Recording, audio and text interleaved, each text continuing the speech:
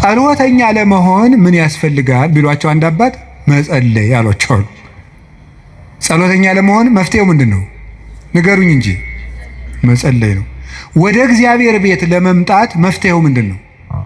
ወደ እግዚአብሔር ቤት መምጣት በሉ እንጂ ንገሩኝ እንጂ ወደ እግዚአብሔር ቤት ለመምጣት መፍትሄው ምንድን ነው? ጥሩ ሰው ለመሆን መፍትሄው ምንድን ነው? ከነ ክፋታችን መምጣት።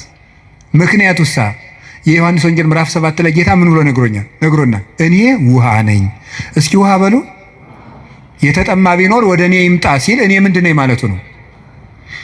ስለዚህ ወደ ወንዝ የሚሄድ ንጹህ ሰው ነው ያደፈ ሰው ነው? ንገሩኝ። ያደፈ ሰው ነው። እንዲያውም ካደፍን ነው ቤተክርስቲያን መምጣት ያለብን። ልንነጻ ነው የምንመጣው። ውሃ የሚቀዳ የተጠማ ሰው ነው? የጠጥቶ የጨረሰ ሰው ነው? የተጠማ ሰው። እንግዲያውስ ክርስቶስ ለእኛ ለተጠማ ነው ያስፈልገናል። ለደረቀ ዛፍ ውሃ እንደምናጠጣው እንዳይደርቅ እንደምናጠጣው ደረቅ ለሆነችው በረሃ ለሆነችው ነፍሳችን የሕይወት ውሃ ክርስቶስ ያስፈልገናል። ፍሬ ቢስ ለሆነው ቅጠል ብቻ ለሆነው ሰውነታችን የሕይወት ውሃ ክርስቶስ ያስፈልገናል። መምጣት የሚያስፈልገን ለእኛ ነው። ጉልበቴ ሆይ እወድሃለሁ የምንለው በእግዚአብሔር ጉልበት እንጂ ሰው በጥረቱ ብቻ ከኃጢአት ሊወጣ አይችልም። ምዕመናን እንደዛ ነው የምነግራችሁ። ክርስቶስ ካልጠራን በቀር እውርነታችን አይለቀንም። ማርያም መግደላዊት እኮ ጥርጥሩ እንደያዛት እንደው አትክልተኞች ወስደውት ይሆን እያለች በኋላዋ ማርያም ብሎ ድምፁን ሲያሰማት ነው ፊቷ የበራላት። መድኃኔዓለም ሲጠራን ነው ልባችን የሚበራው። እንዲጠራን ደግሞ ሁልጊዜ መምጣት አለብን። እሱ ጉልበት ሲወጣን ነው የሚወጣው። ቅዱስ ጴጥሮስ ወደ ውሃው ሲሰጥም አቤቱ እንዳልሰጥም አድነኝ አለው። ጌታ እጁን ሲልክለት ምዝዝ ብሎ ወጣ። ካለንበት ጉድጓድ የምንወጣው እግዚአብሔር ጉልበት ሲሆነን ነው። ጉልበቴ ሆይ እወድሃለሁ የምንለው ከዚህ የተነሳ ነው። የእውቀት ኃይል የሚባል አለ። እስቲ የእውቀት ኃይል በሉ ንገሩኝ እንጂ። ስለዚህ ቅድስና ለሰሩት ለእነ አቡነ ገብረ መንፈስ ቅዱስ ጉልበታቸው ማን ነው? ንገሩኝ እንጂ። አቤት አቡነ ገብረ መንፈስ ቅዱስ 562 ዓመት ምግብ ሳይበሉ ኖረዋል። ውሃ ሳይጠጡ ኖረዋል። እግዚአብሔር አስችሏቸው ነው። ምንም ሳይበድሉ እንደ መልአክ ንጹሕ አእምሮ ነበራቸው እሳቸው። ስለዚህ ምን ብለው ይዘምራሉ? አቤቱ ጉልበቴ ሆይ። ደግሞ እኔና እናንተን የመሰሉ ኃጣንም ደግሞ አሉ። ማርያም ግብፃዊት አለች። ኢየሩሳሌም ስትሄድ በግብፅ አመንዝራ ኢየሩሳሌም ስትሄድ ደግሞ የምታመነዝርባቸው ወንዶች ልታገኝ ነው ሄደችው። ሰዎች ኢየሩሳሌም ሊሳለሙ ሲሄዱ መርከቡ ውስጥ መሳፈሪያ ሳንቲም አልያዝኩም፣ ክፈይ፣ አልከፍልም፣ እኔ ከፍላለሁ፣ እንዴ ከፈለግ ከኔ ጋር ተኛ እያለች ሰውነቷን ለመርከብ ዋጋ የምትሸጥ ሰው ነበረች። እሷ ሰው ሁሉ ወደ መቅደሱ ሲገባ ደጅ ላይ ያለ ስዕል ግን እሷን ይገፋት ጀመር በኃይል። ቆማ ስታለቅስ የእመቤታችን ስዕል አየቻት። ወደ መሐሪው ልጅሽ ንገሪልኝ አለች። ከዚያ በኋላ እንድትገባ ተፈቀደላት። ወደ ዮርዳኖስ ማዶ ሂጂ፣ በዚያም ለነፍስሽ ረፍት ታገኛለሽ አለ። ሄደች። ቤተ መቅደስ ውስጥ ቤተክርስቲያን ለመግባት ቅጥሩን ለመግባት ጉልበት ያልነበራት ግብፃዊቷ ዘማዊቷ ማርያም ክርስቶስ በምሕረት እጁ ከነካት በኋላ ግን ምን ሆነ? ቅዱስ ዞሲማስ ሲሄድ ከመሬት አንድ ክንድ ቆማ ስትጸልይ ነው ያገኛል። እንደዚች ያለችው ኃጣንም አቤቱ ጉልበቴ ሆይ እወድሃለሁ። አገርን ከማሸነፍ ልማድን ማሸነፍ ይበልጣል። ክፋትን ቆርጦ መጣል ከባድ ነው። ሰንሰለትስ ወይ ቆርጠው ይጥሉታል፣ ወይ ፈልቅቀው ይጥሉታል፣ ወይም ደግሞ ያሰሩ ሰዎች ተመልሰው በሌላ ቀን ይፈቱታል። የኃጢአት ሰንሰለትን ግን እግዚአብሔር ካረዳን መፍታት አይቻልም። እና ለዚህ ነው ቅዱስ ዳዊት ጉልበቴ ሆይ እወድሃለሁ ያለው። ለንስሐም ጉልበታችን እግዚአብሔር ነው፣ ለንጽህናም ጉልበታችን እግዚአብሔር ነው፣ ለእውቀትም ጉልበት እግዚአብሔር ነው። የእውቀት ኃይል የሚባለው እሱ ነው። እውቀት ባዶውን ሲነገር ኃይል የለውም። አንዳንድ ጊዜ ይህንን እኔም አስባለሁ። እውነት ለመናገር መቼስ ተያይዘን ከምንጠፋ አንዳችን ተናጋሪ አንዳችን ሰሚያን እንተጋገዝ ተብሎ ነው እንጂ እውነት ለመናገር እኔን የመሰለ ሰው እዚህ ቁሞ መስበክ አልነበረበትም። መስበክ ያለባቸው እንደነ ቅዱስ ዮሐንስ አፈወርቅ ያሉ ቅዱሳን መምህራን ነበሩ። ፍጹም አባት ነበር መስበክ የነበረበት። ቅዱስ ባስልዮስ ዘቂሳርያ ሲያስተምር ካንደበቱ የሚወጣው የእግዚአብሔር ቃል እንደ እሳት ላንቃ እየተቆረጠ በምዕመናን ትከሻ ላይ ሲያርፍ ይታይ ነበር ይላል። ቃሉ ከመነገሩ የሰሚዎቹ መለወጥ ይቀድማል። ይሄ የእውቀት ኃይል ነው። እውቀት ኃይል የሚያገኘው አብዝተው ስላጠኑት ብቻ ሳይሆን እግዚአብሔር አብሮ ሲቆም ነው። እና እውነቴን ልንገራችሁ፣ አብዝታችሁ ጸልዩልን፣ ቆመን እንዳናበላሽ እንዳንጠፋም፣ የምንናገረው ኃይልም እየመጣ በእናንተ ላይ እንዲለውጥ ብቻችን እንዳንቆም እግዚአብሔር አብሮን እንዲቆም የእውቀት ኃይል የሚባለው እሱ ነው። ቅዱስ ጎርጎሪዎስ ዘኑሲስ የኑሲሱ ጳጳስ ጎርጎሪዎስ ሀገረ ስብከት ላይ ሲመደብ ጥቂት ክርስቲያኖችና ብዙ እምነት የሌላቸው ነው የነበሩት። እሱ ካስተማረ በኋላ ደግሞ የማያምኑት ቁጥር የቀድሞዎቹ የክርስቲያኖችን ቁጥር አክሎ ክርስቲያኖች ደግሞ የቀድሞዎችን ኢአማንያን ያህል በዝተው ነበር ይባላል። ብቻውን ሙሉ አውሮፓን የለወጠው ኃይለ መንፈስ ቅዱስ ያደረበት ብቻውን አንድ ጳውሎስ ነበር ክርስቲያን ያደረገው መጀመሪያ።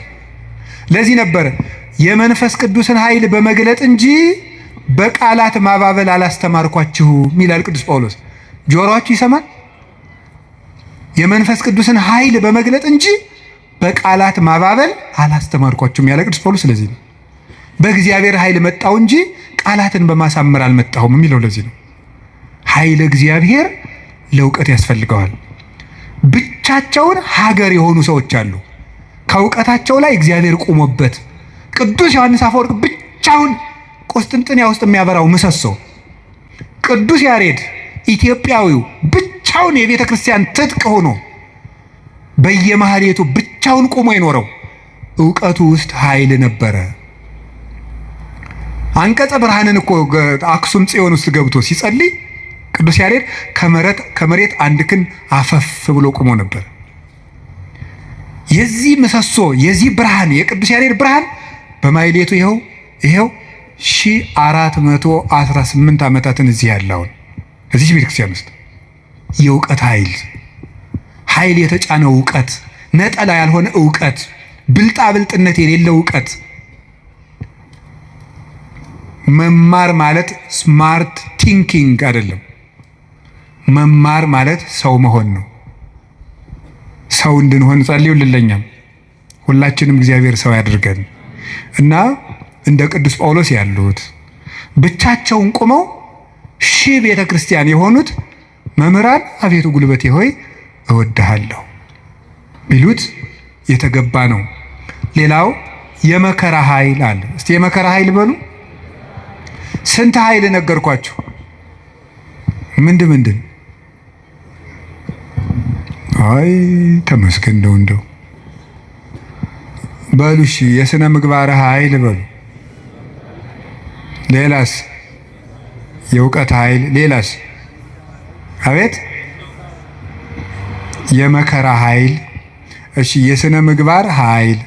ከዚያ በፊት ምን ብያችሁ ነበር? የአርአያነት ኃይል የሚባለው ይሄ ሞራል የሚባለው እሱ በሁለት ተከፍሎ ስነ ምግባርና አርአያነትና ንስሐ ብለን ከፍለናል።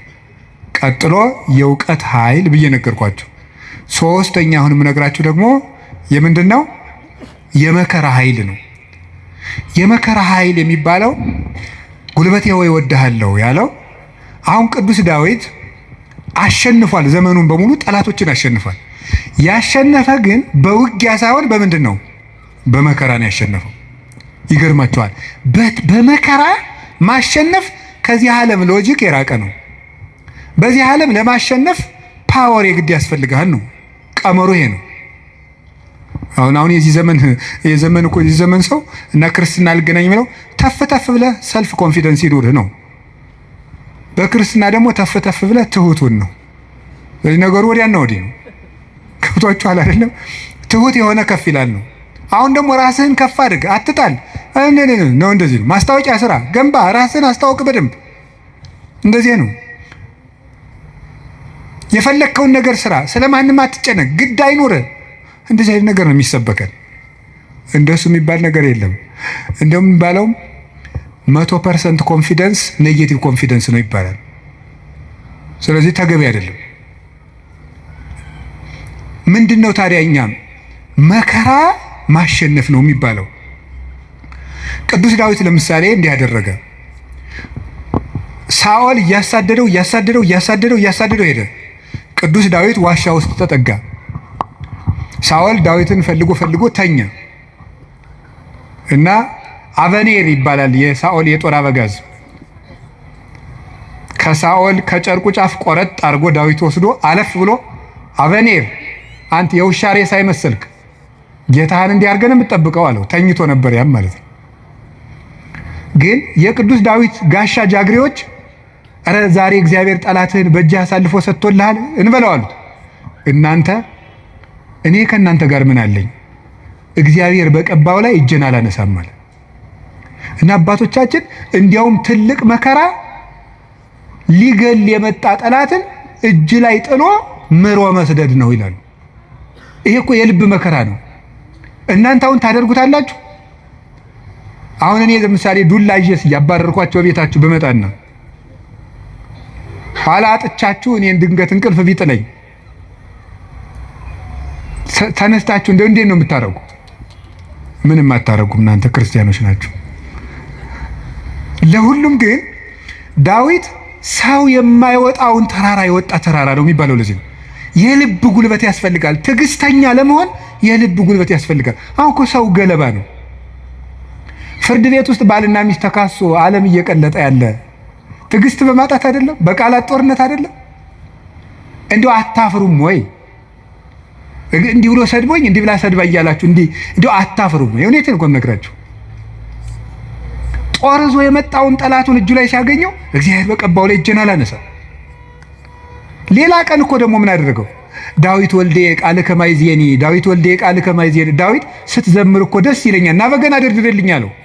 የዋሁ ዳዊት በገና ሊደረድር ሲሄድ ጦሩን ሳኦል ይዞ ሲወረውርበት አድነን እግዚኦን ብእሲኩይ፣ አቤቱ ከክፉ ሰው አድነኝ ሲል ጦሩ ሁዳ ከግድግዳው ላይ ተተከለች። ያንን ደግሞ መልሶ ሌላ ቀን ፈልጎ አገኘው። አሁንም ሳይገለው ጥሎት ሄደ። ሳኦል እየፈለገው ሄደ። ዳዊት ግን ይላል ለግቡ ድህሬሆሙ ጸላይቴ፣ ጠላቶቼ ወደ ኋላቸው ይመለሱ ይላል። ሳኦል መንገድ ጠፍቶት ተመለሰ። ደክሞ ማሸነፍ የእግዚአብሔራዊነት ነው። ከዛ ምን አደረገ? ጎልያድ በመጣ ጊዜ ዳዊት በሰይፍ ነው ያሸነፈ በጠጠር? እስኪ ንገሩኝ። ስለዚህ የዳዊት ጉልበት ሰይፍ ወይስ እግዚአብሔር? ንገሩኝ እንጂ። ጠጠሯ ናት ያሸነፈች ወይስ የእግዚአብሔር ስም? የእግዚአብሔር ስም ከተጫናት ጠጠርም ኃይል አላት። እግዚአብሔር ከሌለው ግን ሰይፍም ያስገድላል። ጎልያድ ሰይፍ ይዞ ሄደ፣ ዳዊት እግዚአብሔርን ይዞ ሄደ። ከዚያ በኋላ ስም ወረገመኒ በአማልክት ይሁርኩሳል፣ በረገሙ ጣዖቶቹ ረገመኝ። ዋንሰ ሳይኩ ሰለስተ አይባነ ሙስተፈለግ፣ እኔ 3 ድንጋዮችን ከባህር አነሳው። ወጸፍክዎ ዲበ ፍጽሙ፣ ግንባሩን አልኩት። አሚሃ ወርቀ በኃይል እግዚአብሔር፣ በእግዚአብሔር ኃይል ያን ጊዜ ወደቀ። ወነሳይኩ ዘምላይሌው ሰይፈ፣ ከሱ ሰይፍን ወሰድኩ። ወመተርኩ ርሶ ለጎልያድ፣ የጎልያድን አንገትም ቆረጥኩት አለ። በራሱ ሰይፍ እንዲወድቅ ያደረገው ጉልበቴ ሆይ እስኪ በሉ ሁላችሁም ንገሩ እንጂ። አዎ ይህን የሚያደርገው የእግዚአብሔር ስም ነው። ቅዱስ ዳዊት አንተ ብላቴና ጨንገር ይዘህ የምትመጣ እኔ ውሻ ነኝ ነበር ያለ ጎልያድ። እና እንግዲህ ስጋህን ለሰማይ ወፍ ለምድር አራዊት ቆራርጬ ሰጠዋለሁ አለው። አዎ አንተ ከውሻም ታንሳለህ። ውሻ ጌታውን ያውቃል፣ አንተ ግን ፈጣሪን አታውቅም። አንተ በሰይፍ ትመጣለህ፣ እኔ ግን አንተ በምትገዳደረው በእስራኤል አምላክ ስም እመጣለሁ አለው። የእግዚአብሔርን ስም ይዞ ሄደና ያንን 6 ክንድ እስራኤልን ያስጨነቀ ሰው ገረሰሰው። ስለዚህ ጉልበቱ እግዚአብሔር ነው። ጉልበቴ ሆይ እወድሃለሁ አለው። ከገዛ ቤተ መንግስቱ አኪጦፌል የሚባል መካሪ ተነስቶ አቤሴሎምን የገዛ ልጁን አስነስቶ ምንድን ያደረገ? ዳዊትን ሲያዋርደው የዳዊትን ሚስቶች በሙሉ እስራኤል በተሰበሰቡበት ድንኳን አስጥሎ አገር እያየ የአባትህን ሚስቶች ድፈራቸው ብሎ ገብቶ የአባቱ ሚስቶች እንዲደፈር በመጽሐፍ ቅዱስ የተጻፈ ነው አድርጎ አኪጦፌል የሚባል ሰው አዋረደው ዳዊትን። ሄደ ተሳድ ወጥቶ ሄደ ከቤተ መንግስቱ። ዳዊት ኃያል እኮ ነው። ስሙ ሲጠራ እኮ ሽም ይደነግጥለት ነው። ኃያላን የጦር መሪዎች አሉት። ግን ምንድነው ያደረገ? እግዚኦ ሚበዙ ለይሳቅዩን ብዙሃን ቆሙ ላይ ሊ ብዙሃን ይቤልዋ ለነፍሴ እያድህነኪ አምላክኪ አንተስ እግዚኦ ምስካዬ አንተ። አቤቱ የሚያስጨንቁኝ ምንኛ በዙ፣ ብዙዎች በእኔ ላይ በጠላትነት ቆመዋል፣ ሰውነቴንም የሚያድንሽ የለም ይሏታል። አቤቱ አንተ ግን መጠጊያዬ ነህ፣ ከራሴ ላይ በላይ ያለ ዘውድም አንተ ነህ እያለ በልቡ ተንበልብሎ ካሸዋ ላይ ወድቆ ያለቅስ ነበር። የዛ ጊዜ አኪጦፌል ይገርማችኋል አገሩ ገብቶ ዳዊት ከተመለሰ አይምረኝም ብሎ በገዛ እጁ ታንቆ ሞተ። ዳዊት አኪጦፌል እንዲህ ብሎ ሲመክር ማዶ ላይ ደግሞ በመጽሐፈ ሳሙኤል እንደተጻፈው ማዶ ሄዶ ዮርዳኖስን ሸገር ብሎ በቀትር እግዚኦ እልዋ ለምክረ አኪጦፌል አቤቱ ጌታዬ የአኪጦፌልን ምክር አፍርስበት ይላል። በዳዊት ሞት እየተመከረ ዳዊት ምን ያደርጋል? አቤቱ የአኪጦፌልን ምክር አፍርስበት ይላል። የመከረበትን ሰውዬ ሄዶ እንዳያስረው ተሰዷል። ጉልበት የለውም ዳዊት፣ ሰራዊት አልቆበታል። ስለዚህ ምን አደረገ? አንድ ጉልበት አለው እግዚአብሔር ነው። የአኪጦፌልን ምክር አፍርስበት አለ። አኪጦፌል ምን አደረገ? መላው አእላፈ እስራኤል ሰብስብ፣ የዳዊትን ሚስቶች በአደባባይ አስነውራቸው። የዚያን ጊዜ ዳዊት እንደተዋረደ ቀን እንደጣለው የእስራኤል ሰዎች ያውቃሉ። ያን ጊዜ ዳዊትን ተከትለን ሄደን እንግደለዋል፣ የአባትህን አንገትም ቆርጫ አመጣልሃለሁ ብሎ መከረ። እንዲህ ብሎ ሲመክር ዳዊት ምን አለ? አቤቱ የአኪጦፌልን ምክር አፍርስበት ሲል ምን አለ መሰላችሁ? እግዚአብሔር በጠላቱ በአቤሴሎም ላይ የምክር ጥርጥር አሳደረ። አይ የአንድ ሰው ምክር አይመቃም፣ ሌላ ሰው ምክርን ጨምር የተባለ አለና የዳዊት የቀድሞ አማካሪ የነበረ ኩሲ የሚባል ሰው ነበረ። ሽማግሌውን ኩሲንም እስኪን ጠይቀው አለው። ኩሲ እንደምን አለ? ደህና ነኝ። ምን ነው ቀድሞ ስታማክረው የነበረው ዳዊት ሲሰደድ እዚህ ቀረ? እኔ ምን ጊዜ የማማክር እግዚአብሔር የቀባውን አለው። ውስጡ ቅኔ ነው። ቅኔው ምንድን ነው? አሁንም እኮ የማን አማካሪ ነኝ እያለው ነው። አንተንማ እግዚአብሔር አልቀባም እያለው ነው። አሁንም የእሱ ነኝ እያለው ነው። ለእሱ ግን የመሰለው ምን እያለው ነው? አንተን ከሾመ ያንተ አማካሪ ሆናለሁ እያለው መስሎታል። እዛ ምን አደረገው? አኪጦፌል ምን ብሎ መከረ? አኪጦፌል እንዲህ ብሎ መክሯል። አንተ ምን ትላለህ? አኪጦፌል ቶሎ ብለን ዳዊትን እንግደለው አለ። አንተሳ ምን ትላለህ አለው። ዳዊት ምን እያለ ነው? አቤቱ የአኪጦፌልን ምክር ተናገሩ እንጂ አፍርስበት በሉ እንጂ እያለ ያለቅሳል። ኩሲ መጣና ምን አደረገ? አይ እቺ ምክር አንዲት ናት፣ አንድ ምክርማ አይረባም፣ ከገሌ ምክር የገሌ ምክር ይሻላል ተብሎ የቤተ መንግስት ምክር የአንዱ ምክር ተመርጦ ነው እንጂ የአንድ ሰው ምክርማ አይረባም። ስለዚህ ምክር ይመከር፣ ቆይ ውለን እንደር። አባትህ ዳዊትን ታውቀዋለህ፣ ኃያል ነው። እነ አበጋዞቹ እነ ኢዮአብም ኃያላን ናቸው። አሁን ሂደን ይፍጀነ እንዴ? ነገር ግን መላው አእላፈ እስራኤል ገና ይሰብሰቡ፣ ምክርም አበርክተን እንምከር።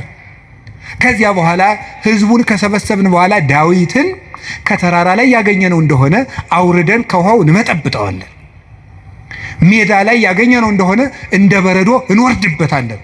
ይሄ ነው እንጂ አሁንም ሂደን እንፈጅ ብለህ ነው አለው። እሺ እንግዲያስ ያንተ ምክር ይሻላል አለው። በጎን ምን አደረገ? ኩሲ ዳዊትን በዚህ ባጠገብ አትደር፣ ዮርዳኖስን ተሻገር፣ ሊገልህ ሊመጣ ነው አለው። ዳዊት ይህን ሰምቶ ተሻግሮ ሄደ። ከዚህ በኋላ ምን አደረገ? ተሻግሮ ከሄደም በኋላ አቤሴሎም እሱ አባቱን ተከትሎ ሊገል በሰረገላ ሆኖ በጫካው ውስጥ እያሰገረ ፈረስ ሲሄድ ፀጉሩን አሳድጎ ስለነበረ ፀጉሩ ከዛፍ ላይ ተንጠለጠለና ሞተ። ዳዊት ግን ፈረስ ላይ አልወጣ፣ ምክር አላማከረ፣ አቤቱ የአኪጦፌልን ምክር አፍርስበት እንዳለ የክፎችን ምክር አፍርሶ ዳዊትን ስለታደገው አቤቱ ጉልበቴ ሆይ ሙሉት እናንተ እወድሃለሁ ያለው ስለዚህ ነው። እግዚአብሔርን መውደድ እንዲህ ያለ ጉልበት ይሰጣል። ሲሰድበው እንኳን ሳሚ ወልደ ጌራ የሚባል አንተ የውሻ ሬሳ ሳይመስልክ፣ መቼም ሰው የዚህ ዘመንም ሰው እንኳን እንደዛ ሳይመስል አይቀርም። አሽቃባጭነት ይበዛዋል። ማለት ምን ማለት ነው? ሁላችሁንም አይደለም፣ እነማንም እንደሆነም አላውቅም። ዞሮ ዞሮ ግን ባለስልጣንን ሲሻር መሳደብ እናውቅበታለን ነው ለማለት የፈለግኩት። ሲሾም ትንፍሽ የለም፣ ሲሻር ስለ አፄ ኃይለ ሥላሴ ነውር የሚወራው በደርግ ዘመን ነው። ስለ ደርግ ዘመን የሚወራው ቀጥሎ ባለው ነው። ቀጥሎ ስላለው የሚወራው ቀጥሎ ባለው ነው። ነገ ደግሞ የሚወራው ምን እንደሆነ ያላውቅም። ስለዚህ ልላችሁ የፈለግኩት ምንድን ነው? ቀን ሲጥለው ጎበዝ ሰውን የተሾመም ቢሻር ያጣም ቢያገኝ ከእውነት ጋር ቁሙ እንጂ ሰውን ቀንጥሎታል ብላችሁ አትሾም።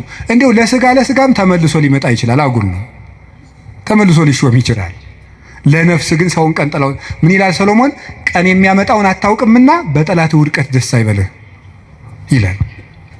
ስለዚህ ሳሚ የሚባለው አንተ የውሻ ሬሳ የመሰልክ ጭንጋፍ አለው ዳዊትን ያህል ጌታ ያን ከፍ ያለ ሰማይ እነ አቢሳ የሚባለው የእህቱ ልጅ ይሄ የውሻ ሬሳ የመሰለ አንገቱን ልቁረጠው አለ። ተው እግዚአብሔር ሰደበው ብሎት ነው አለ። እግዚአብሔር ሰደበው ብሎት ነው። ይሄ ስድብ የሚያመጣውን ዋጋ አታውቅም አለው። ዳዊትም ጠላቶቹ ሁሉ ጠፍተው መልሰው ዘመኑ ተመልሶለት ቤተ መንግስቱ ገብቶ ፈጣሪውን አገልግሎ ዘመነ ቅዱሳንን ተጉዞ የእግዚአብሔርን እረፍት አረፈ። አቤቱ ጉልበቴ ሆይ እወድሃለሁ ያለው ደካማ እንባው ጦር የተሸከሙ ጠላቶቹን ድል ስለነሳችለት ነው። አሁንም ጉልበት እግዚአብሔር ጉልበታችን ነው ማለት ባጭር ቃል ለመጠቅለል አንድ እግዚአብሔር ጉልበታችን ነው ማለት ከኛ ዕውቀት ውጭ የሆነ ነገርን እግዚአብሔር ያደርግልናል። አንድ ከኛ ዕውቀት ውጭ የሆነ ነገር ለምሳሌ አንድ ሰው ትዝ ይለኛል። እናቱ ታመው እንደ የሰማህ እንደሆነ እንዳትቀየመኝ አደራን ጸበል ይጠመቁ ስንለው በጣም የተማረ ሰው ነው። በጣም ቆይ ጸበሉን የውሃው አይነት ከደማቸው ጋር ማች እንደማድረግና ለማድረጉን መመርመር አለብን። ትንሽ ፈገግ ያሰኛል። እና ይሄ ፈጽሞ አሁን አንዳንድም የከተማ እናቶች ሊቃጣቸው ጀምሮ ነበር አሉት። ክርስትና ሲያስነሱ ውሃ በፌርሙዝ አሙቀው አምጥተው በዚህ አጥመቁልኝ። ይሄ ቀልድ ይመስላል በእውነቱ ማለት ነው። እና ቆይ ክርስትና ሲነሳ ልጄን ይበርደዋል ብላችሁ ታስባላችሁ? እናቶች እንደዛ ካሰባችሁ ሞታችኋል በሉት። ሰውም አይደላችሁ። ክርስቶስን እየለበሰ እኮ ነው። እንዴት ይበርደዋል? ሰው ሲጠመቅ ክርስቶስን ነው የሚለብሰው። ገላትያ ምዕራፍ 3 ላይ ያለ የተጠመቃችሁ ሁሉ ክርስቶስን ለብሳችሁታል ማለት ነው።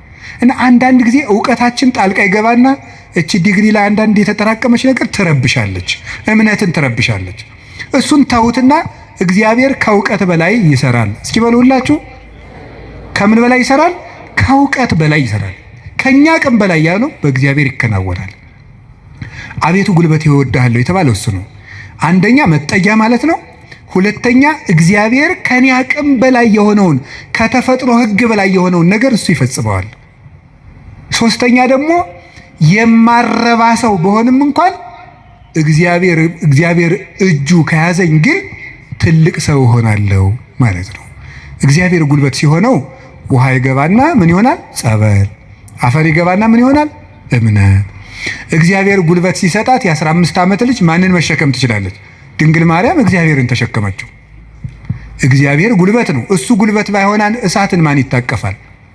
ማንም። እግዚአብሔር ጉልበት ሲሆን እሱን እንኳን እንችለዋለን። ስለዚህ የእግዚአብሔር ቤተሰቦች በእግዚአብሔር በርቱ፣ እግዚአብሔርን ጉልበት አድርጉት። ሁላችንም በእግዚአብሔር እንመካ። ሁልጊዜ ጸልዩ። አንድ ነገር ብቻ ልናገር፣ ወደ እግዚአብሔር ለመሄድ ከየት ልጀምር ካላችሁኝ ጸልዩ። መንፈሳዊ ህይወት ከየት ዛሬ ምናልባት ዛሬ ብቻ ቃለ እግዚአብሔር የምትሰሙ ሰዎችም ትኖራላችሁ። ዛሬ ድንገት የመጣ መጥቶ የማያውቅም ሊኖር ይችላል። መንፈሳዊ ህይወት ከየት እንደሚጀምር ግራ ገብቶኛል ካላችሁ መንፈሳዊ ህይወት መጽሐፍ ቅዱስ ሂድና አጥኑ ወይም እንደዚህ አድርጉ ወይም እንደዚህ አይደለም። መንፈሳዊ ህይወት መጀመሪያ ከጸሎት ጀምሩ። በቃ ሌላ መጀመሪያ አባታችን ሆይ በቃ እሱም በሉ። ከዛ ቤተ ክርስቲያን ውስጥ ተሳተፉ፣ አስቀድሱ። ከዚያ በኋላ መጽሐፍ ቅዱስን በደንብ ተማሩ። እነዚህ ሶስቱ ሁልጊዜ የቤት ስራ እሰጣችኋለሁ፣ እኔም እናንተም ታደርጉታላችሁ። አሁን ዛሬ መልሼ ልሰጣችሁ ነው። ከዚህ በኋላ በሄድኩበት ሁሉ እናገራለሁ፣ ሰው ቢሰለችም ባይሰለችም። እንደ ከርቤ እስከምትመር ድረስ ተናገር ብሏል አንድ የቤተ ክርስቲያን አባት። እሺ አንደኛው በቀን እንድታደርጉት ሁልጊዜ ነው የምነግራችሁ። እዚህ መድረክም ተናግሬያለሁ። አንደኛው በቀን አንድ ምዕራፍ መጽሐፍ ቅዱስ አንብቡ። ሁለተኛው በቀን ቤተ ክርስቲያን ሳትገቡ አትዋሉ። እንዲያውም ከዛሬ በኋላ በሰበኩበት ሁሉ ለመናገር ነው ቃል የምገባው እግዚአብሔር ቢረዳኝ። እነዚህን 5 ነገሮች ሰው እስኪያደርጋቸው ድረስ ከቻልኩ እስከምሞት እናገራለሁ፣ እናንተም በጸሎት ካሰባችሁኝ እና ካስጨረሰኝ። ስለዚህ የመጀመሪያው አንድ ምዕራፍ መጽሐፍ ቅዱስ በቀን አንብቡ። ሁለተኛው ቤተ ክርስቲያን ሳትገቡ አትዋሉ። በቀን መግባት የማያስችል ተፈጥሯዊ ግዳጅ ከገጠማችሁ ደጅ ላይ ቁማችሁ ሄዱ። ሶስተኛው በሳምንት አንድ ቀን ቢያንስ አስቀድሱ። ውስጥ ገብታችሁ በሳምንት አንድ ቀን ቢያንስ ማለት ነው። አራተኛው ንስሐ ግቡ። ንስሐ እንዲያውም ምንድነው የምትባለው? ሌላኛይቱ ከእግዚአብሔር የተሰጠችን ልደት ናት ነው የሚባለው። አንድ ልደት ከእናት አባት ተወልደናል። ሌላ ልደት ደግሞ በጥምቀት እንደገና እሷ ስትደበዝዝ ደግሞ እግዚአብሔር በንስሐ ልደትን ሰጠ። አዳም ከሔዋን እሱን የመሰለ ልጅ እንደወለደ ይላል አረጋዊ መንፈሳዊ የተባለ ሊቅ። አዳም ሔዋን ከምትባል ሚስቱ እሱን የመሰለ ልጅ እንደወለደ ክርስቶስ ከንስሐ ማህፀን እሱን የመሰሉ ልጆችን ይወልዳል ይላል። ደስ አይላችሁም? አዎ እዚያ ንስሐ ማህፀን ውስጥ ገብተን እንደገና ክርስቶስን የመምሰል አባታችን እግዚአብሔርን የመምሰል እድል አለን። እሱ የመንፈስ ቅዱስ ጉልበት ስለሆነ ነው አቤቱ ጉልበቴ ሆይ እወድሃለሁ እንድንል የፈለግኩት። ንስሐ ግቡ። የመጨረሻው ጸልዩ። ሳትጸልዩ አትብሉ። ሳትጸልዩ እቤት አትውጡ። ብትችሉ ስግደት ስገዱ። ጥቂት ስገዱ። ትንሽ ከቻላችሁ 41 ካቃታችሁ 21 ካቃታችሁ 7 ካልሆነም 3። ይኸውላችሁ እኛ ለእግዚአብሔር ስንሰግድ ሰይጣን ከኛ እግር ይወድቃል። ሰው ለእግዚአብሔር ሲንበረከክ የሚያንበረከኩት ከሱ ስር ይንበረከካሉ። ዳዊት ለእግዚአብሔር ይንበረከካል፣ እግዚአብሔር የዳዊትን ጠላቶች ለዳዊት ያንበረክካል። ቀመሩ ይሄ ነው። እኛ ለእግዚአብሔር እንንበረከክ፣ የሚያንበረክኩንን አጋንንት ደግሞ እግዚአብሔር ያንበረክካቸዋል። ሰው ለእግዚአብሔር ሲንበረከክ ትልቅ ነገር ነው። ስለዚህ ጥቂት ስግደት በቀን ስገዱ። ጸልዩ። ጸሎት አታቋርጡ። ለጸሎታችሁ ደግሞ ቀመር አታብጁለት። ማለት ምን ማለት ነው? ዛሬ ንጹህ ነኝ ልጸልይ፣ ዛሬ ረክሻለሁ አልጸልይም። በቃ ሁልጊዜ ዝም ብላችሁ ጸልዩ። ሁልጊዜ ጸልዩ። ይህን ያደረግን እንደሆነ እግዚአብሔር ጉልበት ይሆነናል ልላችሁ ፈልጌ ነው። መድኃኔዓለም ለሁላችንም ጉልበት ይሆነን። የትንሣኤውን ብርሃን ለሀገራችን ያብራልን። የጨለመብንን ነገር ሁሉ በትንሣኤው ብርሃን ያርቅልን። ለተጨነቁ ሁሉ መድኃኔዓለም ሰላምን ይስጥልን። አቤቱ ጉልበቴ ሆይ እወድሃለሁ። ወስብሐት ለእግዚአብሔር።